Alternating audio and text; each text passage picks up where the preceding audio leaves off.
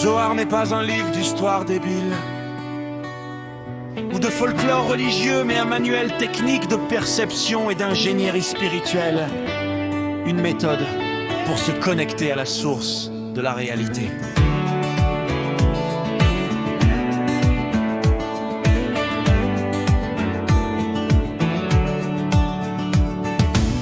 L'égoïsme, c'est recevoir pour soi-même et s'en réjouir peu jusqu'à l'extrême. Le point dans le cœur est un point de bascule. C'est le contraire des religions qui vous enculent. Les gens ordinaires ne pensent qu'à manger et boire, survivre ou bien accumuler du pouvoir. Des tonnes de plaisirs égoïstes pour ressentir qu'ils existent. D'autres minoritaires ressentent le vide existentiel. Ce vide est en réalité la lumière les appelle. Adam était le prototype dans la structure universelle, mais ce récipient a explosé dans le ciel. Le système général de la création fonctionnait très bien pour le bon. Adam conçu pour recevoir de Dieu la lumière s'est brisé comme un vase de verre.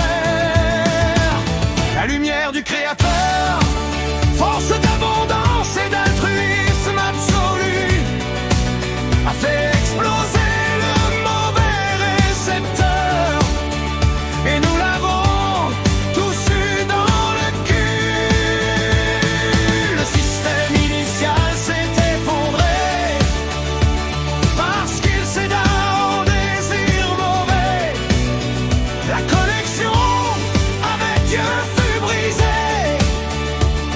Voilà pourquoi nous sommes déprimés. Le système s'est fragmenté en parcelles d'égoïsme séparées,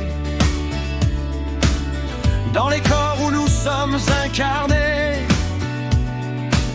constituant ainsi notre réalité. Nous devons apprendre à recevoir. C'est cela qu'explique le Zohar. L'équivalence de forme, c'est la solution afin de rétablir la création. Transformer notre égoïsme en altruisme,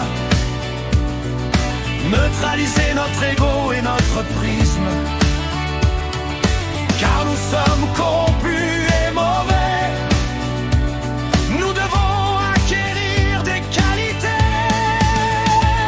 Notre nature et celle du divin sont opposées, alors que nos objectifs devraient fusionner.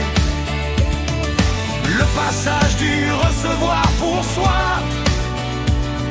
au recevoir afin de donner, voilà la lumière du Créateur, force d'abondance et d'altruisme absolu, a fait exploser le mauvais récepteur. Et nous l'avons tous eu dans le cul.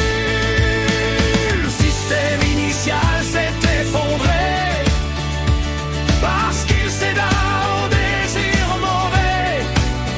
La connexion avec Dieu fut brisée. Voilà pourquoi nous sommes déprimés.